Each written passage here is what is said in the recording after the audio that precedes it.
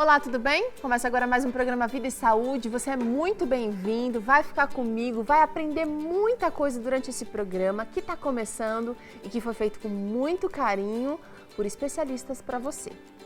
Digo para você porque no programa de hoje, durante toda essa semana, a gente vai falar sobre fertilidade feminina e vários aspectos relacionados a esse assunto com duas especialistas top aqui no programa Vida e Saúde. Daqui a pouquinho a gente vai falar um pouquinho sobre os hábitos que influenciam na fertilidade ou infertilidade da mulher. E esse é um assunto que você pediu pra gente. Então, a gente está muito feliz de poder compartilhar um pouquinho do conhecimento, da experiência dessas especialistas aqui do programa Vida e Saúde. Temos ainda o quadro Raio-X Vida e Saúde e o quadro E Agora Mamãe, também respondendo as dúvidas das mamães e papais de plantão, dúvidas que você também envia pra gente. Quer saber como faz para sua dúvida chegar até o nosso programa? Acesse o nosso blog novotempo.com/vida e saúde. Aí você pode falar, mas Teru, eu não tenho computador, meu celular não acessa. Pede para o seu neto, pede para o seu sobrinho, pede para o seu filho. Todo mundo pode te ajudar e a sua dúvida também pode ser respondida aqui no nosso programa. E não por mim, porque eu não sou ninguém, mas por especialistas que a gente corre atrás para trazer qualidade, para trazer mais vida para você. Agora eu quero convidar aqui a doutora Cláudia e a doutora Thalita. Doutora Cláudia é ginecologista, já esteve conosco, bem-vinda. Obrigada. Tudo bom, querida? Tudo bem, a doutora Thalita, primeira vez, seja muito bem-vinda também, ela é psicóloga.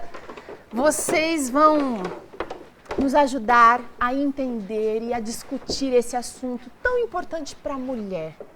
Toda mulher, ou a maioria das mulheres, sonha em ser mãe. E, às vezes, esse caminho, esse sonho, ele tem uma estrada um pouco mais difícil, um pouco mais tortuosa, um pouco mais esburacada, mas ele é um sonho possível para a maioria das mulheres. Vamos falar, então, sobre os hábitos que influenciam a fertilidade. Vamos começar, na verdade, falando, doutora, o que é fertilidade?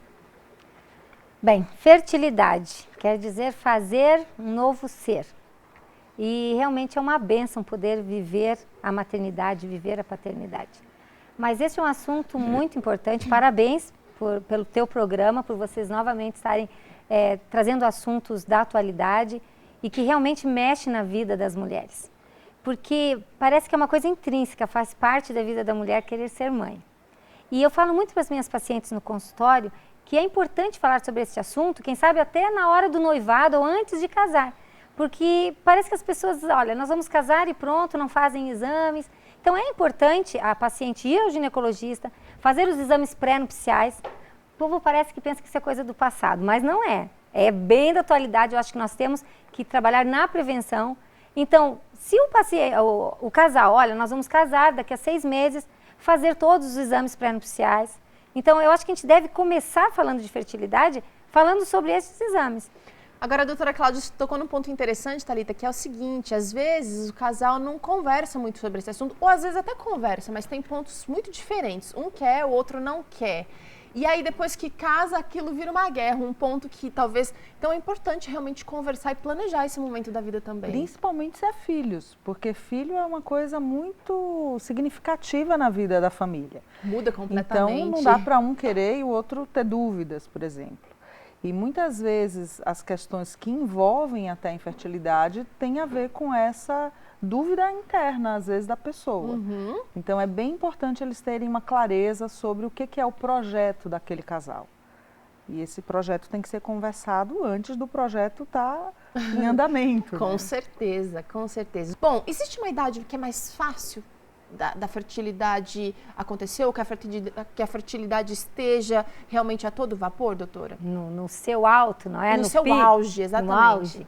Bom, realmente assim, tem uma fase, principalmente entre os 20 e 30 anos, é quando a mulher está com os seus hormônios, poderíamos dizer assim, está numa fase reprodutiva mais saudável. Ótimo. Agora, a impressão que a gente tem é que hoje em dia muitas mulheres enfrentam sérios problemas para engravidar. A gente ouve muito de pessoas, mas está tudo bem, o que está acontecendo comigo? Já fiz exames, inclusive algumas dúvidas aqui de telespectadores falam sobre isso. Por quê? Será que os hábitos modernos estão influenciando no fator engravidar? Com certeza. A vida está corrida para todo mundo. Mas o que é exatamente do nosso estilo de vida que pode interferir? Bom, primeiramente a qualidade de vida das pacientes mudou e muito. Junto com isso, os maus hábitos alimentares. Então, a vida está corrida, a mulher está mais profissional, ela está estudando, ela deixa para engravidar mais tarde. Junto com isso, ela está acima do peso. Muitas das pacientes que têm problema para engravidar, elas estão acima do peso. Então, a obesidade e o sobrepeso, ela diminui muito a fertilidade. Então, ela não vai ovular da mesma forma. Então, são, assim, questões, patologias que eu poderia dizer da sociedade moderna, que são patologias que fazem parte do nosso dia a dia, que vão afetar a fertilidade. Certo. Então, nós novamente voltamos para os remédios naturais, voltamos para não transgredir as leis de saúde. E essas leis de saúde vêm nos falando da importância da água, do exercício, da alimentação equilibrada. E coisas às vezes as pessoas... aparentemente simples, mas que os pacientes não fazem. Por quê? Porque eu não como de manhã, não tenho tempo, doutora. Não, lá pelas 10 horas como um salgadinho, eu tomo alguma coisa e usa refrigerantes e usa... Então, é uma vida completamente desregrada. Então, hoje em dia, falando sobre esse assunto, eu tenho que dizer para as pacientes que estão nos ouvindo nesse momento, olha, em primeiro lugar, tu está pensando em ter um filho? Se é daqui a 6 meses, tu começa agora a remodelar. Tu vais reestruturar a tua dieta, a tua vida, tua cabeça, não é, doutora Thalita? Sim, porque o estresse, a ansiedade, acho que a vida moderna tira muito essa tranquilidade também. E, na verdade, as pessoas dizem que ter um filho, às vezes, é uma prioridade, mas que, na prática, elas não conseguem colocar como uma prioridade. Não fica como prioridade. Acaba deixando para um pouquinho depois. Depois que eu conquistar essa parte, a profissão, e aí depois conquista uma carreira, tá indo muito bem, aí fica com dó de parar. Realmente é uma postura, é uma posição difícil em que a mulher se encontra. Na verdade, eu acho que, assim, você vai dizer bem da sua experiência de acompanhar gestantes. Eu acho que não tem uma gravidez que seja totalmente aceita ou totalmente rejeitada. A gente sempre vive algum conflito referente a isso. Por quê? Porque à medida que você resolve engravidar, você vai abrir mão de algumas coisas na sua vida que já não vão ser possíveis. Porque você vai ter que priorizar, às vezes, um bebê, enfim. Então, às vezes esse desejo existe, mas você nem se dá conta dos conflitos que esse desejo traz para você. Certo. É bem difícil às vezes. Bom, olha, a gente vai continuar conversando um pouquinho mais sobre esse assunto. Antes eu quero fazer uma pausa e a gente vai conhecer agora a história da Line, que depois de alguns anos de casada, sem conseguir engravidar, recorreu a um processo de fertilização in vitro. Vamos conhecer agora com a repórter Caroline Oliveira, que já está com a Line. Bom, nós casamos em 2006 e desde lá a gente sempre quis ter um bebê, né? Então a gente não usou nenhum tipo de método contraceptivo. E só que foi passando o tempo e o bebê não aparecia, né? Então assim foram anos, assim, teve o primeiro ano, o segundo, o terceiro, então aí já começa a ter uma certa preocupação, né? Aí eu procurava os médicos e tal, mas eles faziam mais aqueles exames de rotina, ultrassom, essas coisas assim, né? Dizia que estava tudo normal comigo, então a gente começou a desconfiar que fosse com ele, né? Então ele fez um espermograma e realmente quando nós mostramos para o médico falou que ele tinha baixa motilidade, ele não... seriam fraquinhos, né? Falando legalmente, seriam fraquinhos os espermatozoides dele. Então aí a doutora falou o seguinte, então o melhor para você seria tentar uma inseminação artificial. O processo durou 6 meses de muita angústia, né? De muita assim, expectativa, né? Mas aí quando veio o resultado, deu que nem inseminação não adiantaria. Então a gente disse, não, vamos correr atrás, vamos sentar, né? A gente foi atrás de empréstimo, conseguimos empréstimo para o valor da fertilização, aí depois conseguimos empréstimo para o valor da medicação, que também é um valor alto. Ele fertiliza geralmente 10, né? Mas no meu caso, os que deram certo foram 2. Ele congelou esses 2. Então aí eu tive que deixar esse ciclo de mais uns 15 a 20 dias E aí sim fazer a transferência no dia 4 de outubro de 2012. E aí eu fui fazer. Aí lá, graças a Deus, né, deu tudo certo. Eu vi que tinha ficado mesmo grávida, né? Então dali a gente só foi acompanhando mais com os ultrassons para ver o crescimento, o desenvolvimento do feto, né? Graças a Deus, isso foi até dia 30 de novembro de 2012, esse acompanhamento. E aí eu fui encaminhada para o meu pré-natal, mas graças a Deus deu tudo certo, né? O nenê já tá grande, né? Já tá com 2 anos, graças a Deus. Então foi uma luta, muito choro, muita expectativa, muito medo de que não desse certo, mas Deus acompanhou tudo, né? Se existe esse sonho, né, e naturalmente não tem como, então tem que recorrer, eu acho que é válido, né? Deus deu sabedoria aos médicos para nos ajudar, e então eu acho que é válido, vale muito a pena, mesmo toda aquela expectativa, tudo aquilo, né? Mas vale muito a pena. Deus abençoa tudo, Ele é o doador da vida, né? Mas procura, né? Tem essa possibilidade, vai atrás, não desiste do sonho, né? Que dá certo. Que linda essa história. Olha, realmente a gente pode ver que a maternidade, ela dá uma mudança 360 graus e mais ainda na vida de qualquer família, né? Bom, queria saber o seguinte, hoje em dia as mulheres estão planejando para engravidar mais tarde. Tem uma idade limite? Bom, eu sempre digo que o ideal é que ela engravide até os 30, no máximo 35 anos, o primeiro filho. Ok. Tá? Porque nós estamos numa outra fase, é uma outra geração. Antes não, as mulheres engravidavam antes dos 25 anos. Então hoje eu digo assim, pelo menos, querida, tenta fazer o primeiro bebê até os 30. Ah, não dá, doutora, estou terminando meu mestrado. Não, entrei no doutorado, aí fica aquelas coisas. Então faça o teu bebê até os 35. E eu vou tentando ajudar, não é? Pelo menos o primeiro bebê até os 35 e depois ainda dá tempo de fazer o outro antes dos 40.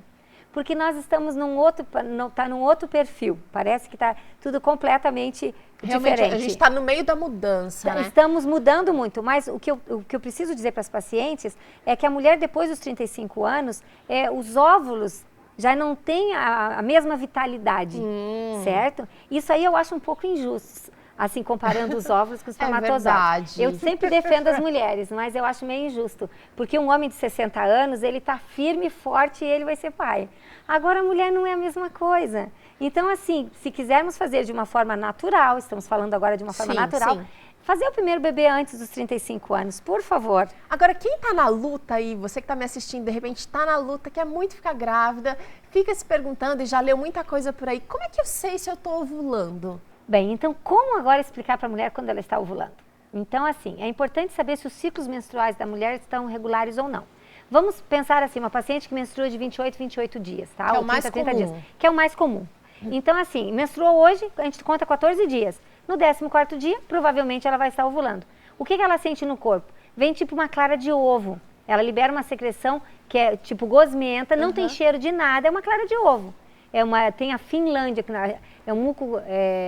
É bem interessante, é como se fosse uma clara de ovo. Então, ela sente isso, quando ela vai limpar mesmo no papel higiênico assim, ela sente que ela está ovulando. Ok. Algumas pacientes dizem assim, doutora, eu senti uma dor bem forte, depois foi embora. É interessante porque algumas pacientes têm a dor da ovulação. Num mês nós ovulamos do lado direito, no outro mês a gente ovula do lado esquerdo. Tem umas pacientes que sabem bem direitinho como isso acontece. Neste período, é claro que a mulher vai ter mais vontade de agarrar o marido. Então isso é uma coisa boa.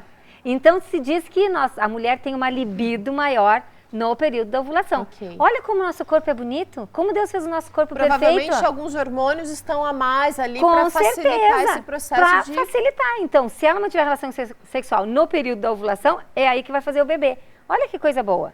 Mas tem pacientes que não sentem este muco e às vezes tem ciclos bagunçados. Doutora, menstruei 2 vezes no mês. Eu menstruei um mês, outro mês. Aí já tá tudo Aí bagunçado. Não dá para usar essa contagem. Não dá. Aí não dá. Então aí é perigoso. Se por um acaso ela não quer engravidar, aí é perigoso. Tá certo.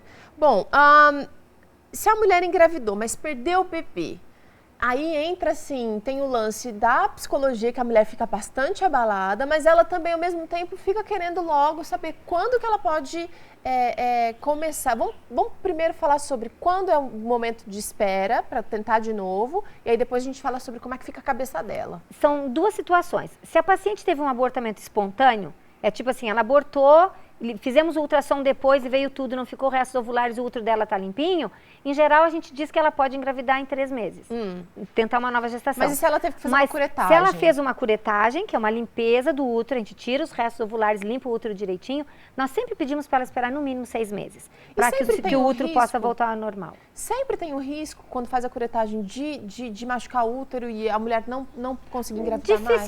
Dificilmente. Pelo menos assim, os médicos, nós temos muito cuidado para fazer de uma forma mais delicada, para limpar direitinho. Tem vários números da cureta, que é o que a gente usa lá, o instrumento para poder limpar o útero. Então, não tem. É um risco baixo. É um risco baixo. Melhor se não precisar fazer, mas isso aí é quando o próprio organismo liberou tudo. Doutora, a cabeça da mulher fica bagunçada quando ela perde, assim, principalmente quando ela já está tentando e aí finalmente consegue, mas aí perde o bebê. Porque é um projeto, né, que vai por água abaixo. Então, ela tem um sonho, esse bebê, na verdade, existe na imaginação dela, no desejo dela. Sonho. E abrir mão de sonho não é coisa fácil.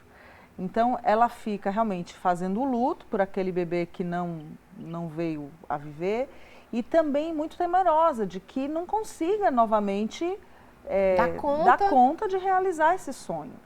E não é só a expectativa da mulher. Eu acho que socialmente a gente tem uma expectativa de que as pessoas tenham filhos. Hoje isso está mudando um pouco, mas a gente sente essa pressão também.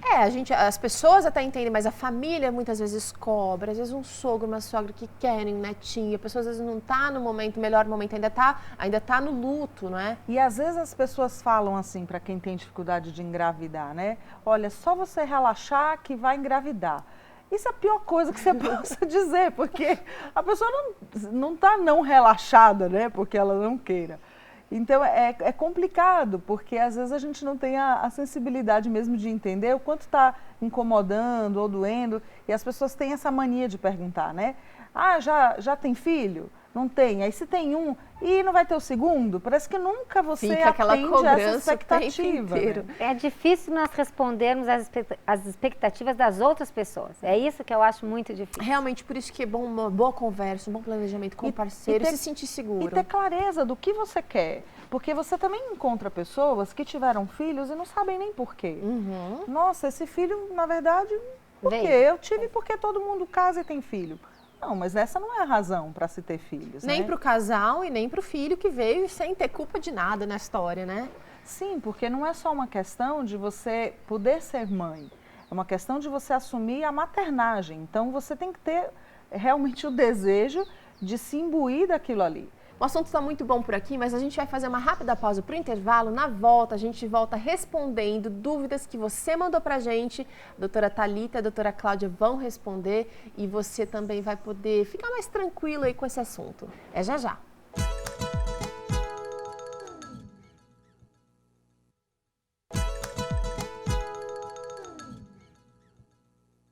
Vida e Saúde está de volta, nós estamos falando sobre fertilidade feminina aqui, a doutora Cláudia está conosco, a doutora Thalita também, a doutora Cláudia é ginecologista, a doutora Thalita psicóloga, então um assunto realmente bem para vocês. Agora respondendo dúvidas aqui de telespectadores, nós temos aqui a Cláudia Caula, que diz, tenho 43 anos e não engravido e estou até pensando em fazer uma fertilização. A Cláudia tem chance de engravidar naturalmente, doutora? É uma pergunta bem difícil, não é? Porque envolve vários fatores. Primeiramente, já que ela nunca engravidou e ela já está acima dos 40 anos, ela já deve procurar um especialista na área, né, de gestação de alto risco. Tem que ver como que estão os ciclos ovulatórios dela, os ciclos menstruais, para ver a qualidade da ovulação, a qualidade dos óvulos, o marido. Então, assim, uma mulher... Fazer um check-up geral, né? Primeiramente, nós temos que investigar o útero dela, fazer ultrassom transvaginal. Então, assim, é uma pergunta muito difícil de responder. Nós temos chance, eu acho que a maioria das pessoas tem. E o que nós temos que fazer? Buscar ajuda da medicina para que a medicina possa nos ajudar a resolver o nosso problema. Com certeza. Mas, não... Olha, nós temos aqui outras duas pessoas que têm dúvidas parecidas. Nós temos a Noeli...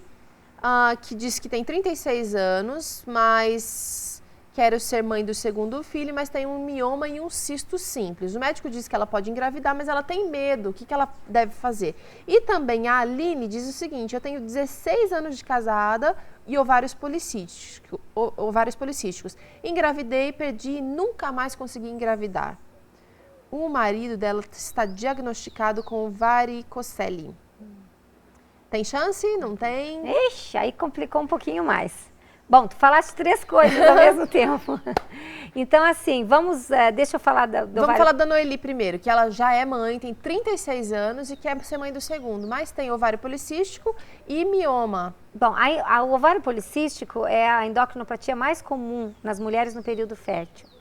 Então, assim, tem vários fatores. Então, é uma patologia que deve ser investigada, pode ser tratada tanto pelo ginecologista como para o endócrino. A gente vai falar mais sobre o ovário policístico aqui, fica ligado aqui, viu, Noeli? Então, assim, eu acho que dá para a gente falar com mais detalhes sobre isso. Tá. Mas, assim, não é impossível, tem chances, mas ela tem que fazer uma boa de uma investigação. Pacientes um tratamento antes, um tratamento antes, com certeza. Então, principalmente, cuidar da dieta, porque a maioria das pacientes com ovário policístico são pessoas obesas ou estão acima do peso. Okay. Então, assim, tem que fazer uma readaptação de muitas coisas, mas tem condição, poderá engravidar, principalmente se ela já teve um bebê. Então, eu acho que a chance dela de engravidar ainda existe. Por ter um mioma, dependendo do mioma, em que posição o mioma está, se ele está subseroso, submucoso, tem vários locais do útero que o mioma possa estar. Às vezes ele pode impedir a anidação, a implantação do embrião. Então são coisas fazer bem uma específicas. investigação mais profunda. Mais profunda. Olha, tem uma dúvida aqui que diz o seguinte, a Josana Câmara diz assim, olha, quais os motivos para o aborto do primeiro trimestre da gestação?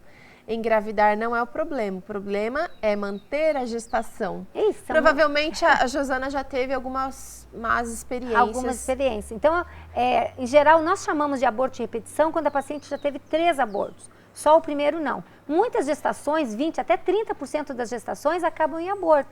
E nós, por causas idiopáticas. O que quer dizer isso? É uma causa que a gente não sabe dizer o porquê que aconteceu.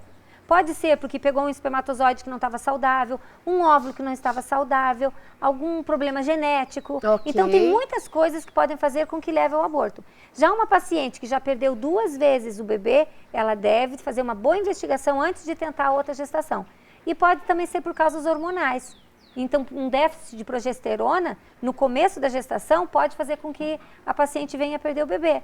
Então, se for diagnosticado no período certo, a paciente pode tomar a medicação na dosagem correta e a gestação poderá chegar até o seu final. Então, cada caso é um caso. E realmente, assim, eu amo trabalhar com a saúde da mulher, porque a mulher é um compêndio, não é? São várias histórias, são várias patologias. Várias fases são várias da vida. fases. Então, eu acho assim, é gostoso lidar com a vida da mulher. Então, é muito dinâmico. A mulher, parece que ela nunca está parada, é sempre dinâmico, assim. Como lidar? Você disse assim, quando alguém vem e fala assim, tenta ficar, relaxa, porque aí você vai ficar grávida.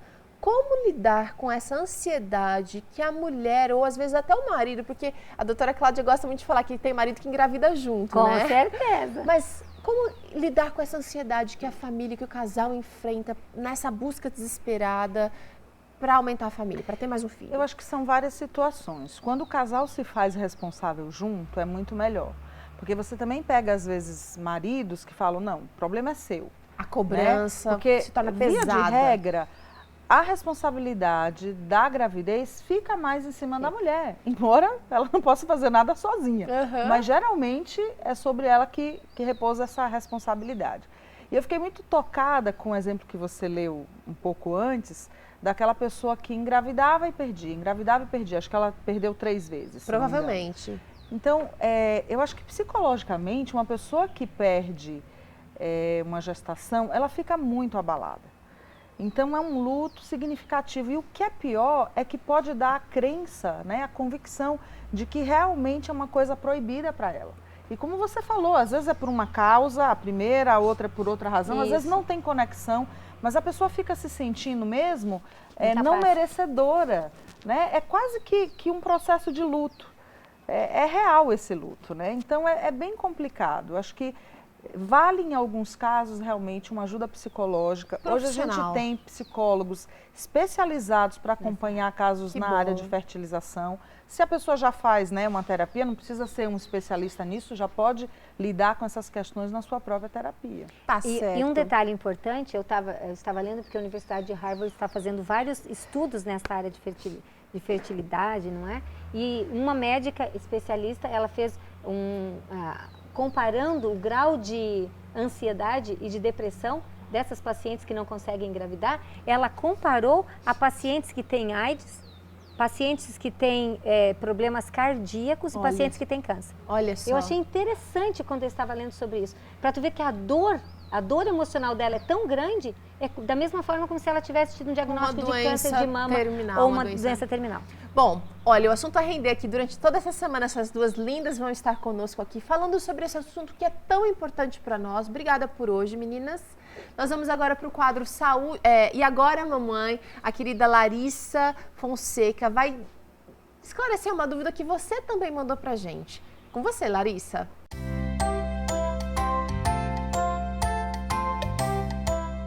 Olá mamães, olá papais, olá famílias, bem-vindos ao nosso espaço E Agora Mamãe. Hoje nós vamos conversar sobre a ida para a escola.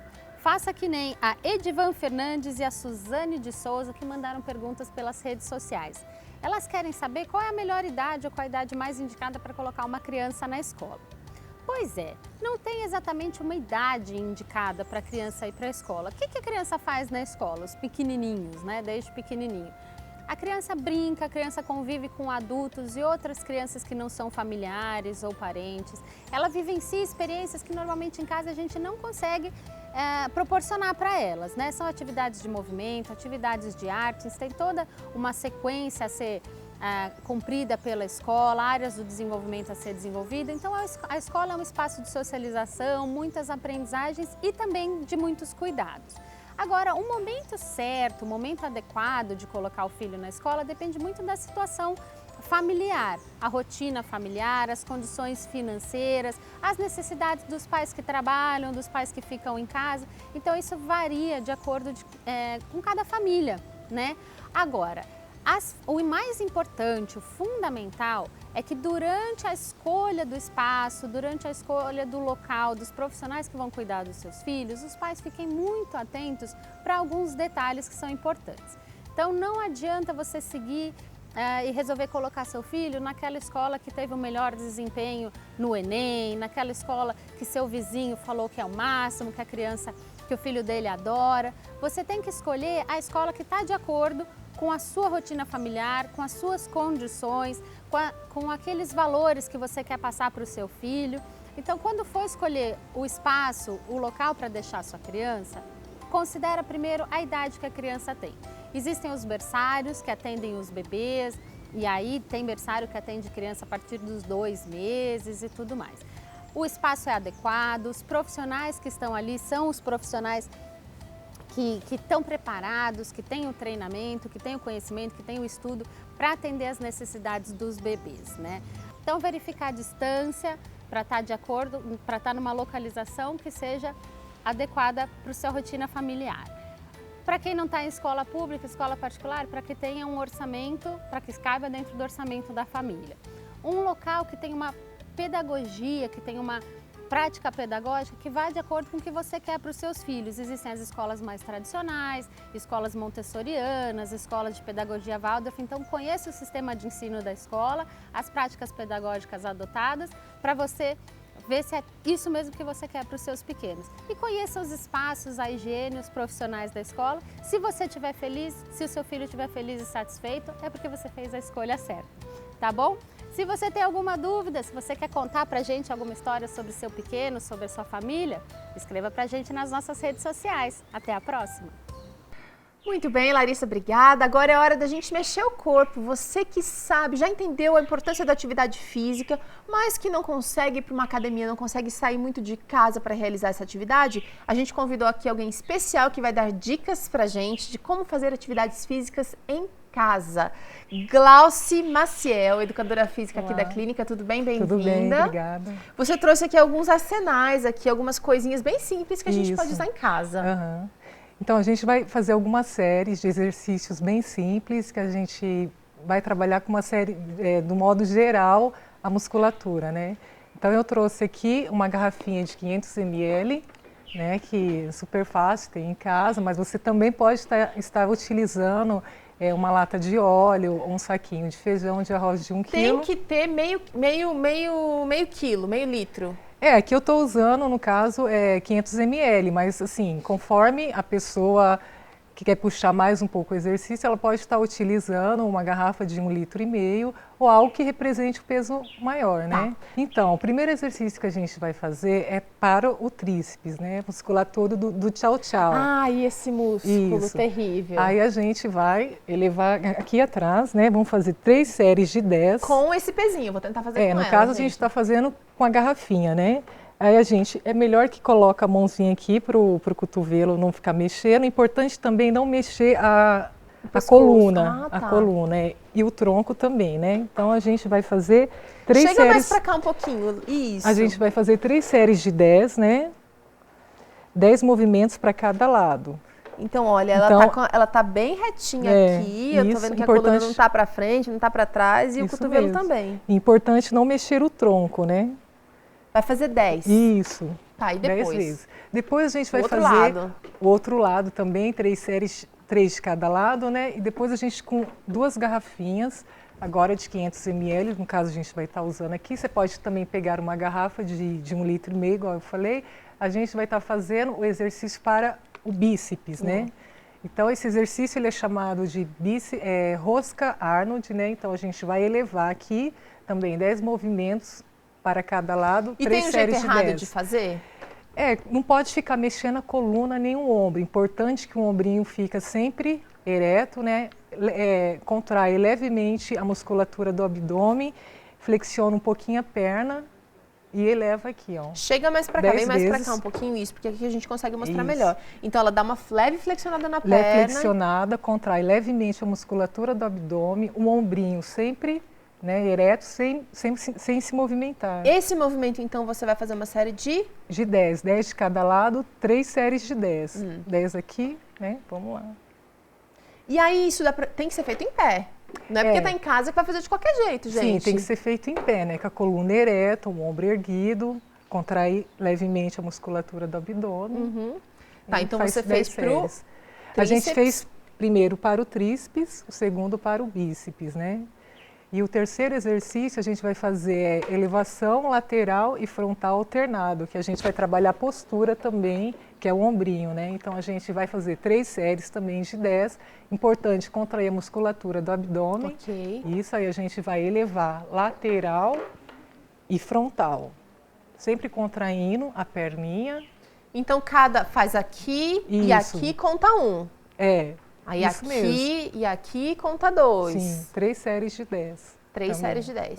Então, se eu fizer esses 3 exercícios num dia, eu já trabalhei esse grupo muscular pro dia. Já tá bom. É um bom começo. Já deu uma movimentada, já tá bem bom. Tá. Isso aí. Bom, a Glauci vai voltar com a gente amanhã dando mais dicas do que você pode fazer aí mesmo em casa. Não se preocupa. E sem gastar muito dinheiro com equipamentos que você encontra realmente aí na sua despensa, no seu armário, tá bom? Glauci, obrigada. Obrigada a você. A gente vai para um rápido intervalo. Na volta tem receita por aqui e outros quadros interessantes do programa Vida e Saúde. Não sai daí não.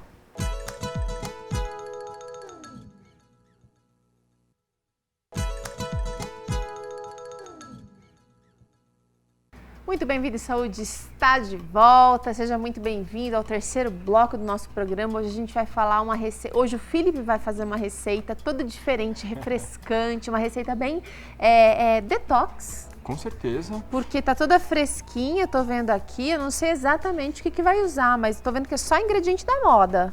Só ingrediente da moda, novidade, rico em vitamina Z, tem aí licopeno, tem tudo isso nessa receita de hoje. Eu nunca tinha visto uma salada de aveia. Você conhece salada de aveia? Eu acho que não, hein? Primeiro que eu só conheço a aveia, aquela que a gente come no mingau. Que é bem flocos. Que é bem flocos, né? Exatamente. Olha, muito essa daí tá bem parecida com trigo.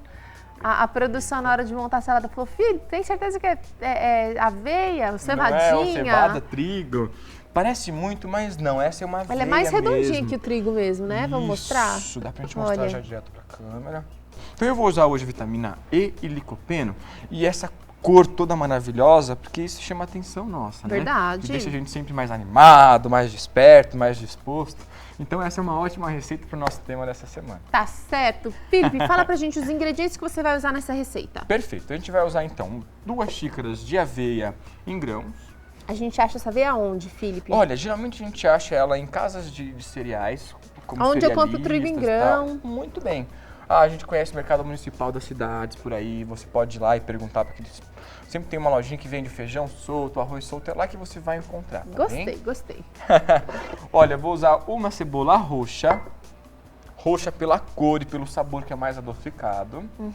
Vou usar uma fatia de pimentão amarelo e uma fatia de pimentão vermelho. Super simples também, só lavadinho, vou picar já já. Vou usar de 2 a 3 tomates. Para a salada tem que ser um tomate mais firme, não muito macio. E é claro, lavado.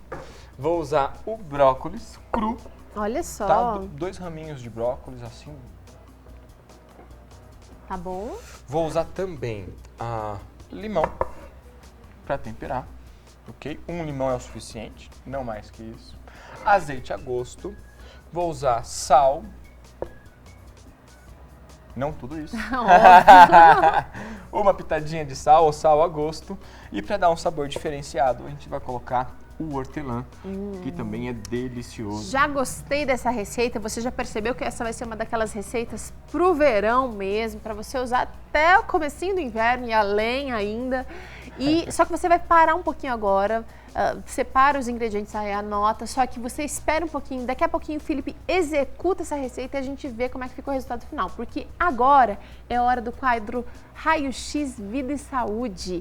A gente vai descobrir do que são feitos os suplementos vitamínicos. Você sabe? Vamos ver junto.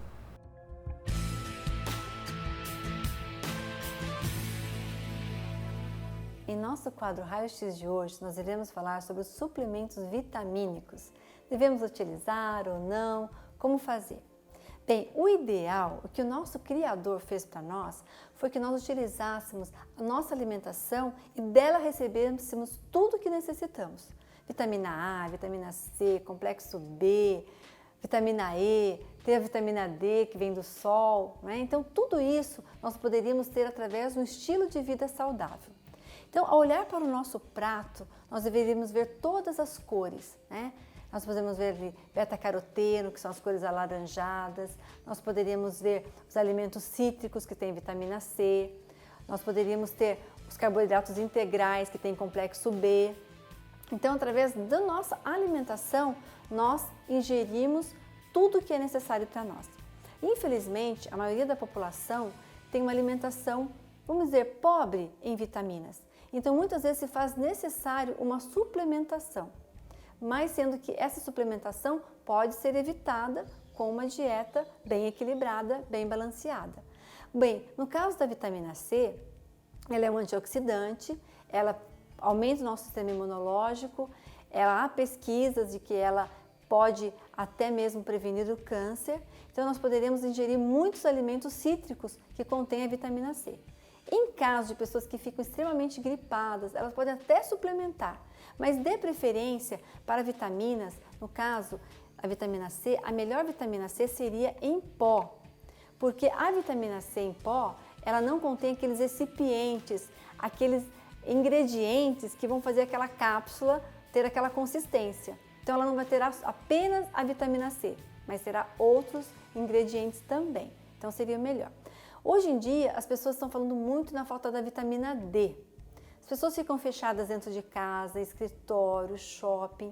Muitos utilizam muito protetor solar, então não conseguem absorver a vitamina D que vem do sol e que faz fixar o cálcio. Então, olha que interessante, a falta da vitamina D prejudica a absorção de cálcio, que causa a osteoporose. Então, é muito importante que a gente tome pelo menos uns 15 minutinhos de sol, fazer uma caminhada, sem utilizar o protetor solar. Utilizar a vitamina D como suplementação Por muito tempo, ela pode causar endurecimento das artérias. Então, também não é o ideal. Ah, estou com falta de vitamina D, vou suplementar e pronto. Não é a solução. O ideal é mesmo tomar um pouco de sol, ok? Então, no caso da vitamina E, se você ingere castanhas, azeitonas, né, gorduras do bem, você também está ingerindo vitamina E. E a vitamina E, ela previne o envelhecimento precoce, ela é extremamente necessária para produzirmos os hormônios sexuais, que eles são levados através da gordura, são lipossolúveis. A vitamina A, vitamina D e vitamina E, elas são levadas através da gordura, então elas são lipossolúveis. Então elas ficam armazenadas em nosso organismo. Então o excesso, se nós ingerirmos excesso dessas vitaminas, nós poderemos sobrecarregar nosso fígado e ter alguns prejuízos. No caso da vitamina B e a vitamina C, elas são hidrossolúveis, então elas vão embora com a água. Então apenas a urina fica mais rica, então elas não causam prejuízo ao ficarem armazenadas. Nós também temos o ômega 3, que é muito falado hoje em dia como um protetor do nosso coração. A linhaça é riquíssima em ômega 3, ela é um anti-inflamatório. Então, nós também podemos utilizar. Em caso de pessoas que já têm o problema, pode utilizar. Mas na prevenção, podemos utilizar apenas a linhaça triturada todos os dias na nossa dieta, que nós também estaremos recebendo o ômega 3, que também é um antioxidante. Também o ferro, no caso de pessoas com anemia, que necessitam tomar o ferro. Fica aqui uma dica. Se você utilizar o feijão, né, com um limão, na hora que você vai comer o feijão, espreme um pouco de limão no seu prato. A vitamina C do limão faz fixar o ferro. Então, você acaba também melhorando o seu nível de anemia. E principalmente com as crianças. Você pode curar isso mais rápido até mesmo do que ingerir carne. Ah, carne tem muito ferro. Aí as pessoas acabam ingerindo mais gordura e outros nutrientes que não seriam ideais para a nossa saúde. Então, e o ferro, quando é suplementado, ele pode também causar muita oxidação. Então, o ferro não é uma vitamina muito indicada. O melhor mesmo é adquirir através da alimentação. Em caso de pessoas veganas que não ingerem nada de origem animal, elas deveriam suplementar a vitamina B12, porque elas realmente vêm através dos alimentos de origem animal. Mas você pode perguntar, mas por quê? Quando Deus criou, nós éramos vegetarianos e tínhamos B12. Sim, hoje, através do estresse, da quantidade de atividade que as pessoas têm, o gasto de vitamina B12 é muito maior. E quando não é reposto, o prejuízo pode ser muito grande, principalmente na parte neurológica. Então, nós podemos utilizar uma vitamina B12 sintética, que irá prevenir grandes prejuízos para a nossa saúde. Há um mito que para prevenir a osteoporose, deveríamos ingerir leite, queijo em grande quantidade. Mas, para nós humanos, quando ingerimos leite de outra espécie, há um acúmulo muito grande de cálcio e o organismo não consegue absorver todo esse cálcio. Então, o ideal é nós utilizarmos o cálcio de fontes vegetais, como alimentos de verde escuro, no caso do gergelim, são riquíssimos em cálcio, as castanhas. Então, nós temos a quantidade de cálcio na proporção ideal para o nosso organismo. E quando nós ingerimos numa refeição, por exemplo, feijão e queijo, então o ferro e o cálcio, eles competem entre si. Então, não é ideal, numa mesma refeição, utilizar alimentos, no caso do queijo, com o ferro, porque eles vão competir e um pode prejudicar a absorção do outro. Também tem um mineral muito importante para a nossa saúde, que é o magnésio. O magnésio também está presente nos vegetais, nos alimentos integrais. A falta do magnésio pode acarretar pedra nos rins, sistema nervoso abalado, que é o que a gente mais está vendo hoje em dia, né? As pessoas muito irritadas, nervosas, por ingerir muitos alimentos industrializados. Então, fica uma dica para você. Estilo de vida saudável é a melhor opção.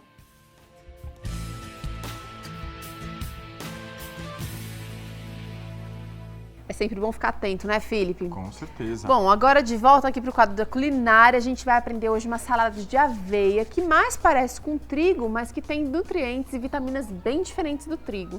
O trigo, certeza. a aveia, ela tem um pouquinho de glúten, né? Mas não tanto quanto o trigo.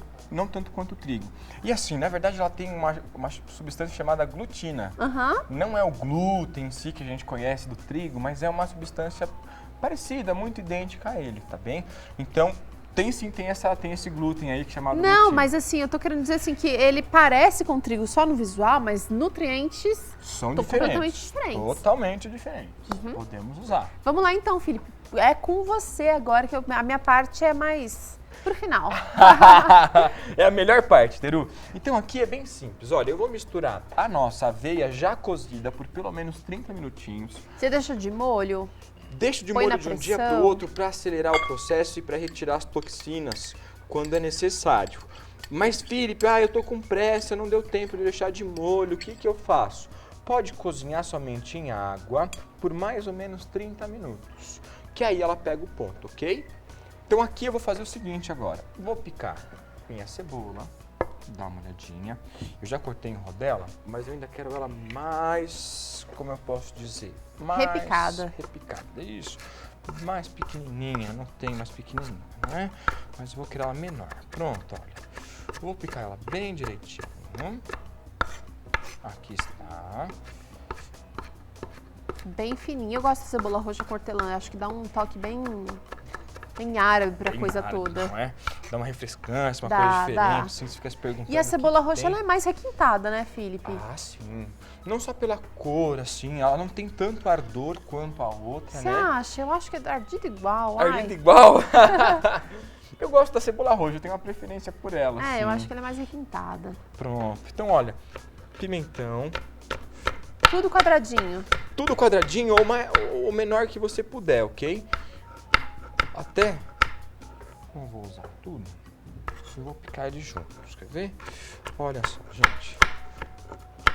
E essa receita é uma receita que você criou aqui para a clínica ou é uma receita que já existia aqui e a gente está só apresentando ela aqui no Vida e Saúde, Felipe? Olha, essa receita ela já existe sim aqui na clínica. Ela é um pouco diferente. Aqui a gente tenta usar sempre um grão diferente todos os dias para fazer esse tipo de salada. Realmente, inclusive um grão que você nunca trouxe aqui para o Vida e Saúde, que eu gostaria, eu tenho interesse em ver como é que é feito, é o amaranto. O amaranto, boa. E Vocês amaranto fazem é um tabule maravilhoso. delicioso de amaranto aqui, que Isso. realmente... Outro grão também que eu gostaria, tenho curiosidade para ver como é que é feito, como é que pode ser apresentado, né, numa receita, é o alpiste. O alpiste, boa.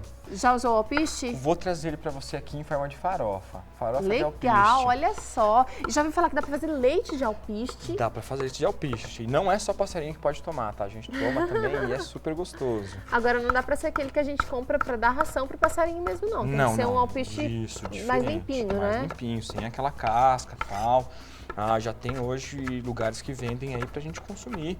Então é só procurar direitinho e comprar o correto, ok? Então olha que legal. Aqui eu vou picar o mais... Já tá com uma cor linda. E é interessante que esses dois pimentões aqui, tem muita gente que fala assim, não gosto de pimentão. Quando a receita leva pimentão, você fala, ixi, Socorro. é indigesto e tal.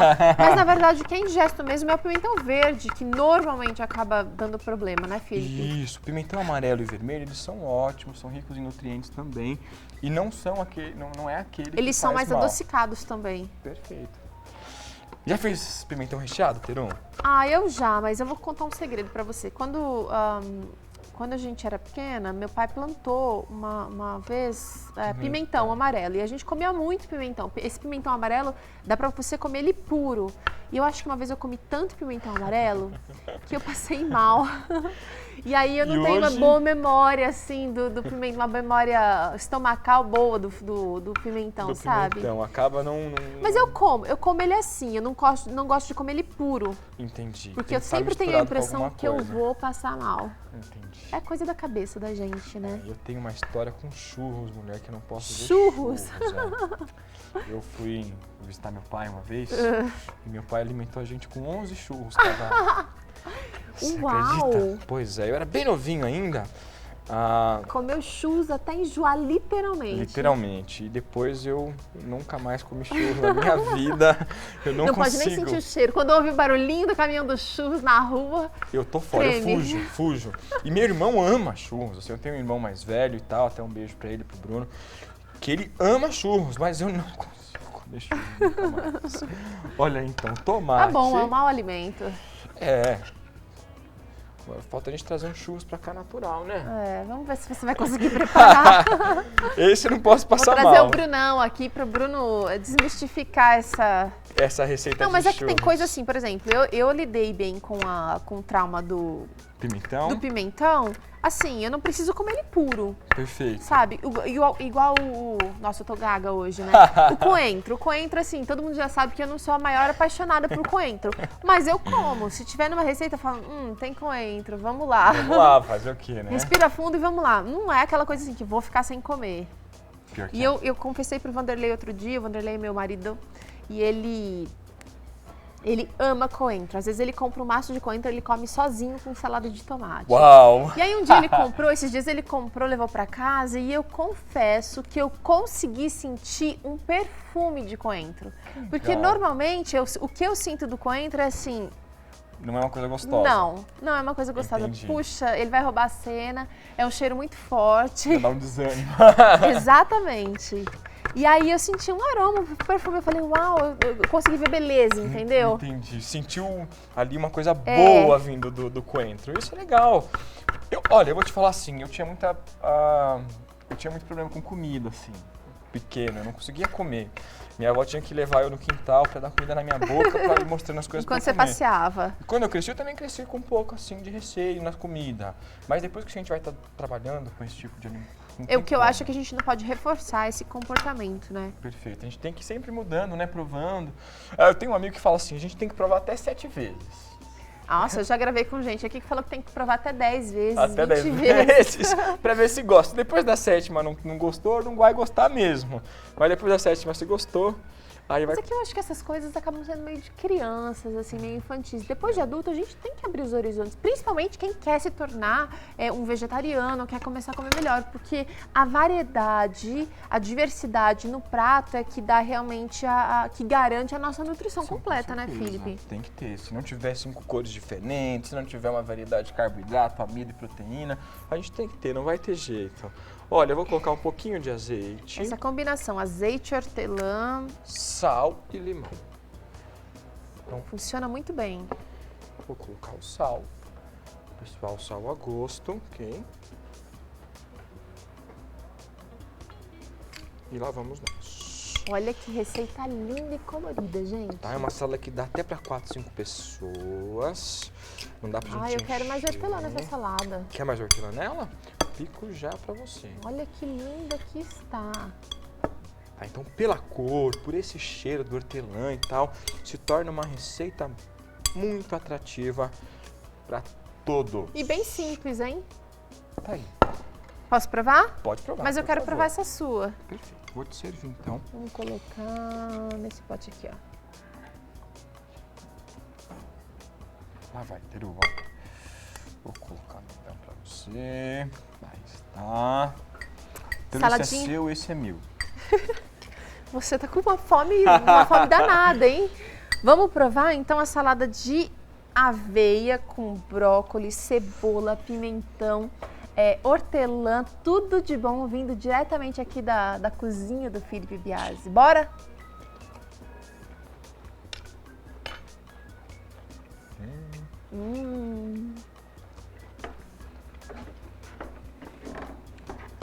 Arrasou, viu? Ah, muito obrigado. Tá uma delícia. Fresquinha, azedinha, bem natural. E você sabe, tá comendo muita fibra, licopeno, como o Felipe falou. Realmente a gente tá cuidando da nossa saúde de um jeito maravilhoso e delicioso, viu, Felipe? Verdade. Ó.